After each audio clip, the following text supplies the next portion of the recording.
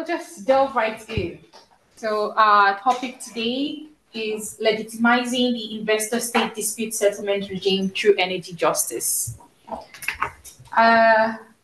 Today I'll talk about what ISDS is, the investor-state dispute settlement system is. I'm going to define energy justice to the best of my ability and explain why I've linked energy justice to ISDS, because they're usually not concepts that go together.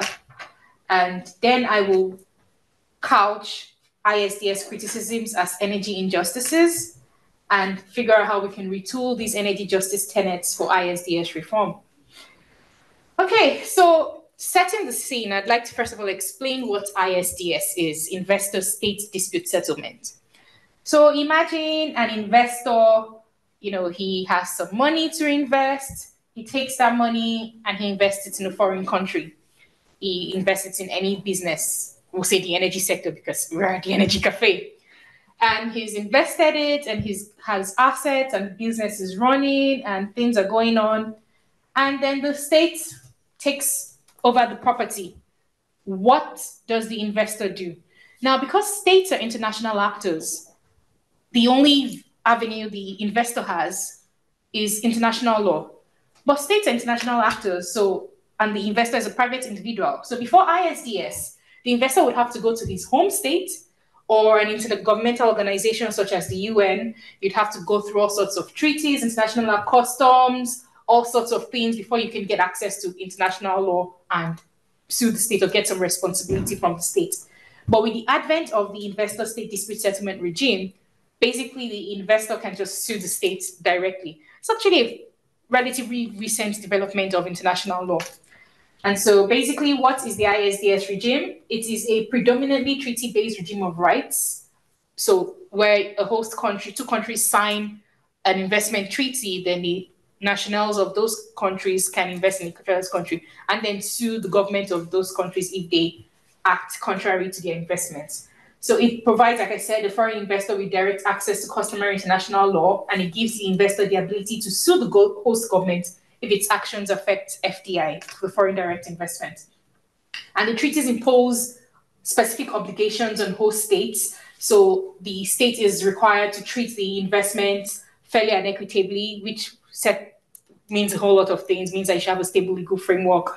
Means there shouldn't be arbitrary rules and things like that.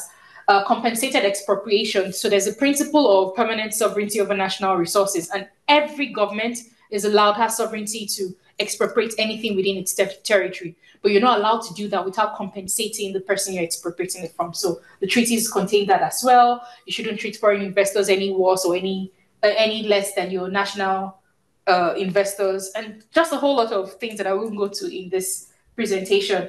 The components of the regime are the treaties that I've talked about, the jurisprudence from ISDS cases, and the institutions and their rules. These institutions, there are so many arbitration institutions, ICSID, the ICC, and there are many institutions that all are part of the ISDS regime. So when I talk about the ISDS regime, I'm not talking about only the treaties or only the cases so I'm just looking at it as a whole.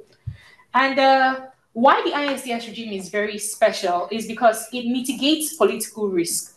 Now, most countries are democracies these days and administrations change. So imagine you've invested in a country, you had a good relationship with the previous administration, and then 4 years pass and there's another election cycle and someone else comes in and the person doesn't really like you that much and then passes a law that pretty much ruins your investments.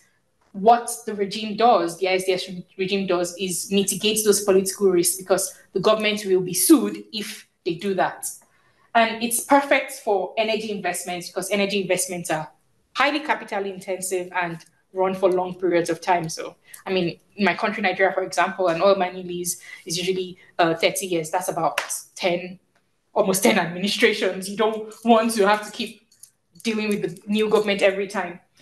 And it sounds like it's a great thing. Nobody should have an issue with it. Why would there be an issue with it? But the regime, despite the fact that it does this great job of mitigating political risk, there are so many criticisms. There's the fact that mega awards, you have huge amounts of awards running into billions of dollars that states have to pay to investors. there is the argument that it is anti-developing nation, that it places the needs of the developed nations over developing nations, that it's incompatible with sustainable development goals.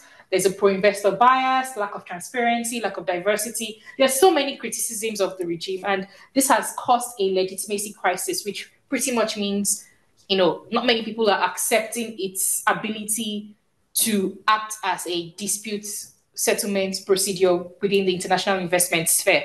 And this has led to many countries pretty much opting out of the regime or not wanting to use the regime for investment disputes. And the objective today is to try and examine these criticisms from the lens of energy justice and see how energy justice can help us out with it. So before I go into what energy justice is, I will explain why I have used energy justice to analyze the ISDS regime. And that's because of the symbiotic relationship between the energy sector and the ISDS regime. Now, prior to the ISDS regime in the 60s, there was a wave of nationalization in Iran where foreign investors in the oil sector had their investments nationalized by the Iranian government. And there was a tribunal set up. It was an ISDS tribunal, but a lot of the jurisprudence in today's ISDS cases came from the rules that were set in this Iran claims tribunal in the 60s. So ISDS and the energy sector have a very close relationship. And there's also the fact that energy sector represents a huge percentage of ISDS cases. As you can see, statistics from last year, energy-related issues contain a huge percentage of all the cases that ICSID, dealt with last year. So what is energy justice? This is, energy justice is a pretty recent concept as well, and it's been used in different disciplines. There's no particular agreement as to what energy justice is. It means a lot of things, but I will, try and break it down as it pertains to my work. So it's a multidimensional framework, like I said, applied to various fields: politics, engineering, law, and all areas. And it's used to assess fairness and equity in energy-related decisions.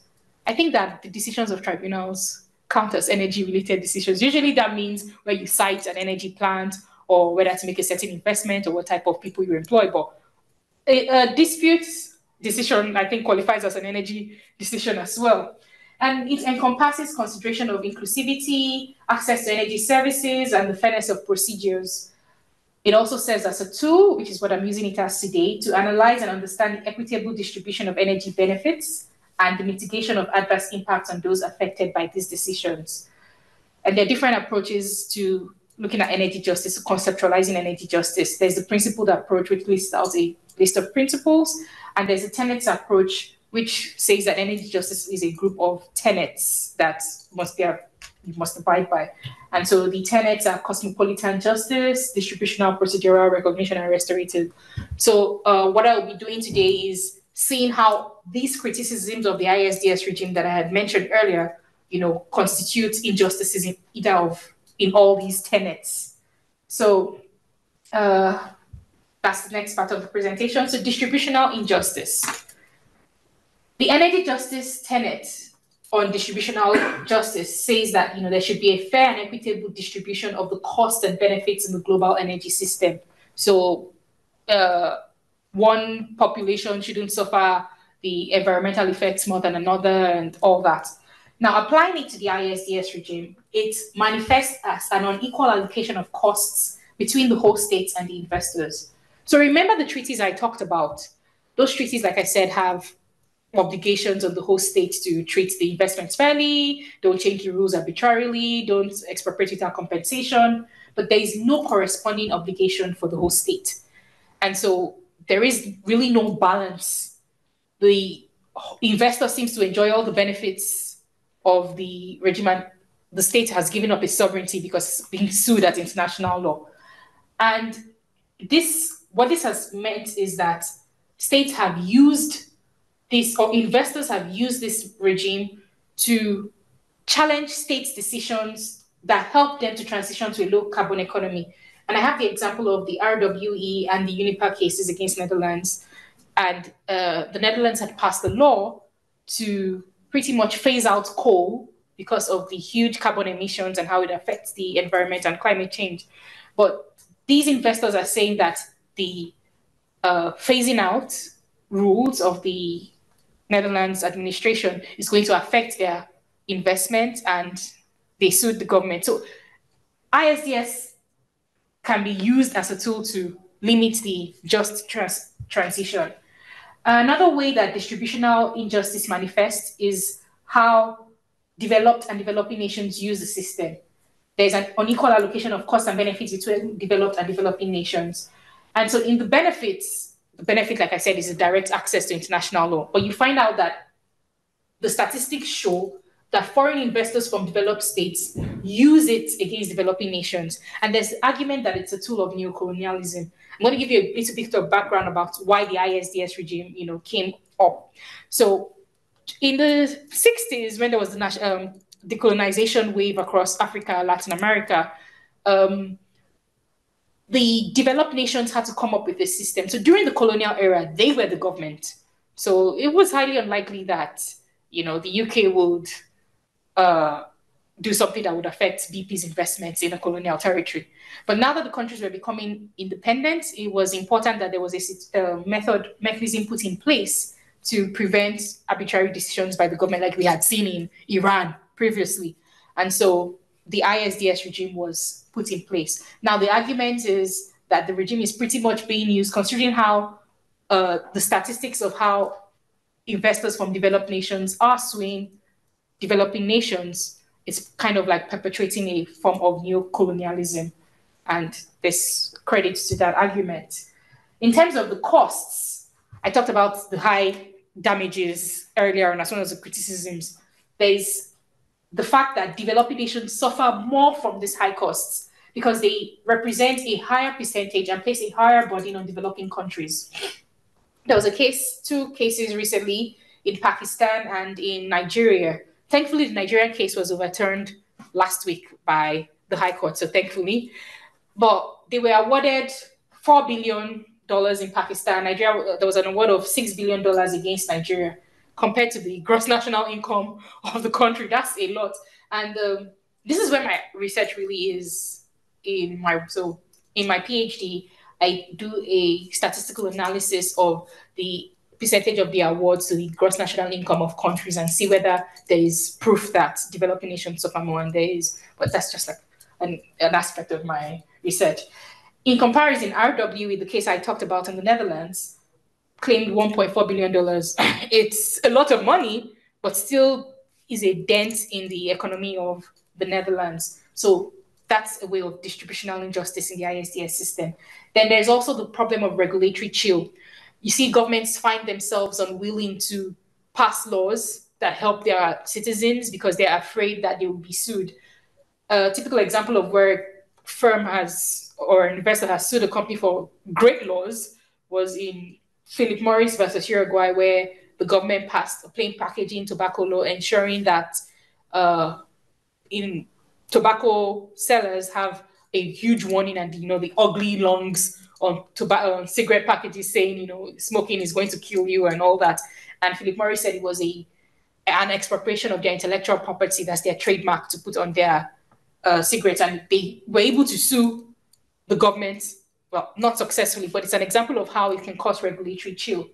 And a recent study has shown that more than 2/3 of the financial risk from possible ISDS claims relating to the just transition, so countries who are trying to pass laws that are in line with the Paris Agreement, in line with their NDCs, their nationally determined contributions to reduce climate efforts, have the possibility of being sued by the fossil fuel investors in their country. And 2/3 of that risk is borne by the developing world. So you can see that there's a disproportionate allocation of the cost and benefits of the regime. And then I just have this slide to just show you the statistics of the investors from host states, from developed nations, suing the host states of developing nations. So you can see that there's a huge difference between the two. Now, restorative justice, injustice. Under the energy justice tenets, restorative justice aims to rectify injustices stemming from energy decision-making and restores the claimant to their original position before the harm occurred. This is a great principle of law, not just in energy justice, but in other principles of law. It's the principle behind damages. And in ISDS, when because states really do sometimes take ridiculous laws that affect investments. And so when a tribunal says you've done this law, you didn't follow the due process of the law, or you've breached your obligations in the treaty, pay the investor a certain amount of money, pay the investor compensation. It's right. Like, that's what restorative justice is about. Put the claimants back to the position they were before the harm occurred. But the problem in ISDS is that there's no set rules as to what constitutes or how they value damages. Like, the tribunals hold a huge discretion. And while we're not claiming corruption, a tribunal could determine that, you know what, I really don't like people from Brazil, so I'm suing. I'm going to give an award of 50 billion without any. So there's a huge discretion that the tribunal has. And the rules on valuation international are highly underdeveloped. Like, common sense comes into it a lot, and most people use common sense, but the fact that there are no specific rules on this causes a problem, and it has been used. It means that ISDS is susceptible to exploitation. The Nigerian and Pakistani cases that I talked about, they hadn't even they hadn't built any structure in the countries, they hadn't done anything. There was just a slight misunderstanding in the contract, and they were sued and they got these massive awards. Thankfully, the Nigerian award was overturned. But you see, for Pakistan, for instance, 4 billion in the year the award was given was the same amount that the IMF gave them as economic bailout. So, I mean, it really does nothing to help them if they have to pay it to a foreign investor. And what this means is that people have now started seeing ISDS awards as financial assets, speculative financial assets. And hedge funds are buying corporations. So if they see a corporation and the country might change the law and they think, okay, we might be able to sue, they'll buy the corporation so that when they sue the country, they get huge amounts of it. So a system that was put in place to stabilize investments has now been exploited by unscrupulous investors. And I don't know, you might be aware that in recent times, Spain has faced a barrage of cases relating to their renewable energy laws that were changed. They had to reduce the incentives that they had given foreign investors to invest in solar energy because a number of issues, the cost of technology changed, and the government couldn't, cope with paying out those incentives. So they had to roll back some of those incentives, and they were sued. Statistics have shown that many of those claimants, of course, there were genuine investors who suffered from those changes in the laws and had to, approach tribunals. But many of the claimants were just portfolio investors who bought shares and are using the ISDS regime as an excuse to make more money. So it's also evident, like I said, in the escalating damages that claimants are claiming now. You have an investment worth $100,000 and a little dispute occurs and then you start claiming $1 billion in awards. And in recent times, you've seen that there's an uptick in claims. If you see, as far back as the 80s, we have talking about $20 million awards, and now we're in 50 billion. So it really is a challenge for the ISDS regime. Now, procedural injustice. Energy Justice Credit talks about procedural injustice, says it relates to access to decision-making process, emphasizing meaningful participation and equitable procedures that engage all stakeholders in a non-discriminatory manner. I say all because as much as the investment treaties are about the investor and the whole state, there are also people who live in the communities where these investments are made, especially the energy investments, who are affected by environmental issues and all that. And ISDS regime has no place for such, there's nothing in the treaties that say, if you was in your neighborhood, you're allowed to attend the proceedings. So it's part of the criticisms of lack of transparency because arbitration is private and you have to be invited to hear or see the proceedings. And this is really, when you think about it, very undemocratic because these are decisions that affect the whole country. Why can't the citizens of the country be part of the process? And like I said, it's just renders local communities invisible. They don't recognize them. Now, there's something we call amicus curiae. It's a Latin term that means friend of the court. And sometimes you're allowed to submit amicus curiae briefs. But this is not as of right. But again, it's at the discretion of the tribunal. So the tribunal could say, you know what, Cornelia heads energy ethics, and I don't really like Cornelia, so I'm not going to let energy ethics come and view this, and it's really at the discretion of the tribunal. There's no set rules as to allowing people in. And this is a real problem because, again, when people are allowed to have wide discretion, this there needs to be set rules in place. And even where the tribunal would let some local communities observe the proceedings or be part of the proceedings or even submit amicus curiae briefs that give their opinions on what's going on, sometimes they're not allowed access to the relevant documents. And the whole point of procedural justice is that all stakeholders should have access to all the equitable procedures. In the case of Pakistan and El Salvador, they were allowed, but they weren't allowed to any of the access to any of the documents, any of the filings, and the required information they needed to make their case. Another key aspect of procedural justice is access to legal procedures for challenging decision-making. The key feature of ISDS awards is that it's final and binding. And so when you have an ISDS award, a court is supposed to look at it as a binding final award. There's no appeal mechanism. And this is an issue. Like if something should be procedural justice, then there should be a mechanism to appeal a decision you don't agree with.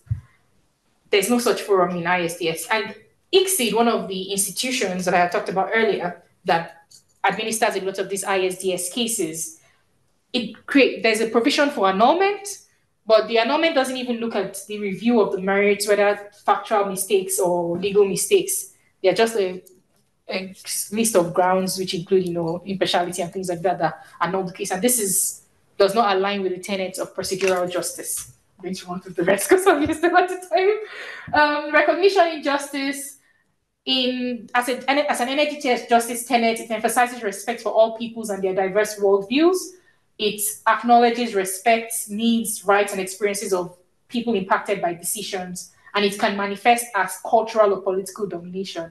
In the ISDS regime, it manifests as a Eurocentric nature of international law, neglecting the perspectives and jurisprudence of developing nations. There are so many international courts in Africa and Latin America that also have cases and jurisprudence, but they are never cited in ISDS cases. They're not usually considered in reform meetings and things like that. And a typical example is the G77's proposal for a code of conduct on transnational corporations. And so that was a recommendation for how investors should behave. You know how we've talked about how there are no corresponding obligations for investors. The G77, which is a developing nations version of the G7 or the G8, had come up with this code of conduct, but the international community pretty much rejected it. And lack of recognition also manifests as a lack of diversity of arbitrators in investment tribunals. The term used is pale male still. Most of the arbitrators are, white old men that have been in business for a long time. And even the process of selecting arbitrators. So because arbitration is a private process, the parties involved select their arbitrators. That's one of the unique features of investor-state disputes. So even the selection of arbitrators is controlled by the group of, very tight-knit group of law firms in Europe and America. They're the ones who control who, and they give the arbitration appointments amongst themselves. And so this lack of diversity also lends to the fact that there is no recognition justice within the ISDS regime. And it's not just an ethnic lack of diversity, it's also a lack of diversity for women as well. So there's a need to ensure that there's more female participation in the ISDS regime as arbitrators, like as the decision makers. The non-use of arbitration institutions in the developing world, we always use ICSID in Washington or ICC in Paris or London or LCIA in London, but we never use CRECA in Egypt or the South African Institute. This feeling of disenfranchisement among developing nations has led to drastic measures, including the termination of many BITs. South Africa terminated all its BITs recently. India did the same thing too, and they've exited the regime.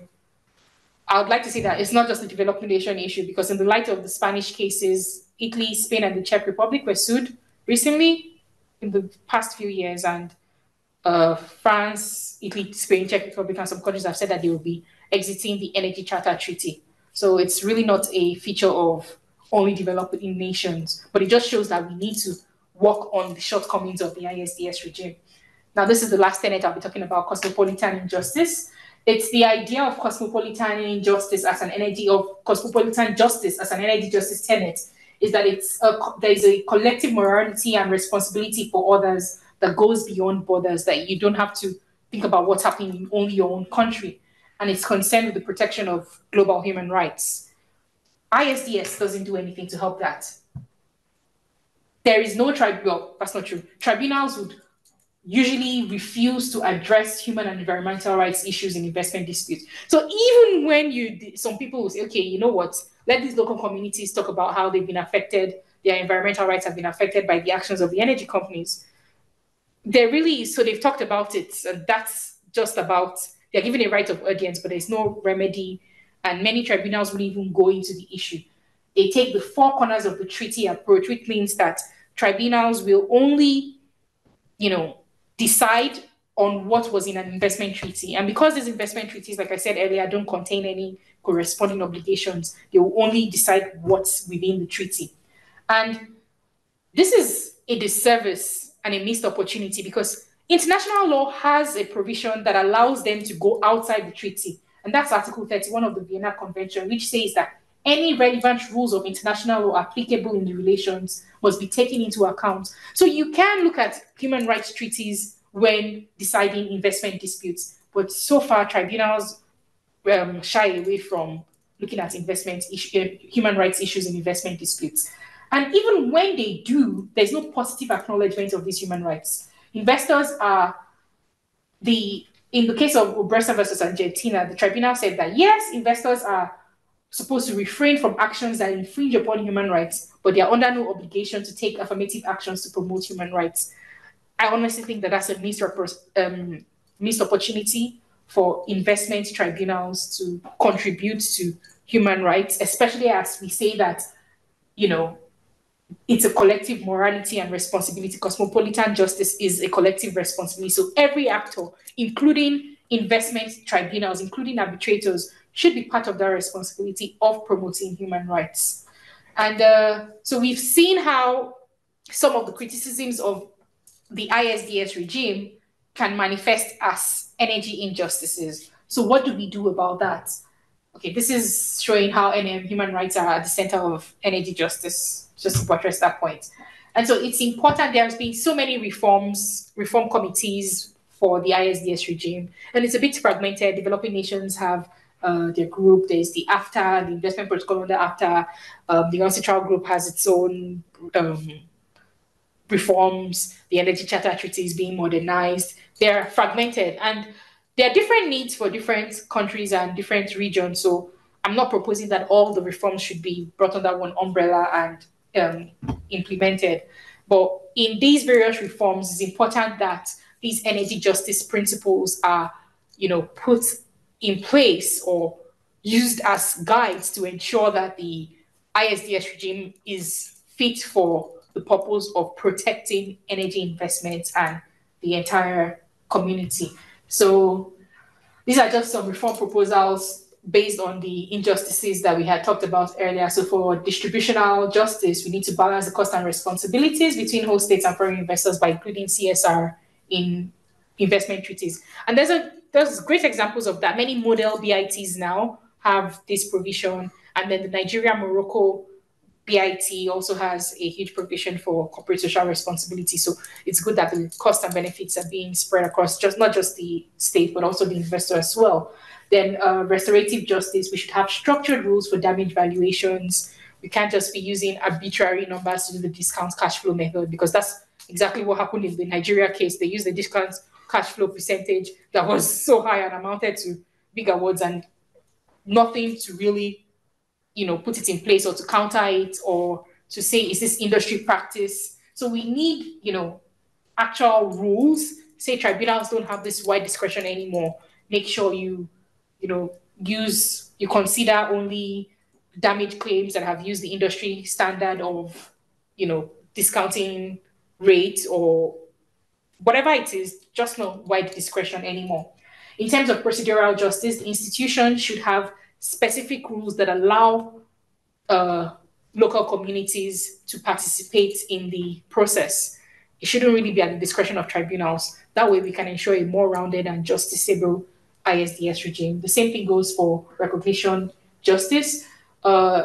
again, there really is nothing institutions per se can do, except they are the ones as the appointing authority. So this behoves everyone in the community, in the arbitration community, in the investment dispute community, that if you have to appoint an arbitrator, try and appoint a female arbitrator or an arbitrator from a developing world, because it's not that statistics have shown that there is no lack of professionals who know the system. It's just you need to break up that boys club and ensure that there's more diversity in the system. And the diversity of opinions also means to a more robust and more thought out decision. So it helps out. Cosmopolitan justice is, like I said, kind of relates to the first point of including these human rights and environmental rights issues in the treaty, so that they don't have the excuse of saying, oh, well, this is an investment tribunal and I have to look at investment treaty, and environmental laws are not an investment treaty, so I can't handle it. And that would deal with that problem. Of course, there are so many other issues with the ISDS regime that I've not covered in today's presentation, but these are the issues that I feel like energy justice principles can address. So thank you very much for listening to me. And if you have any questions, let me know.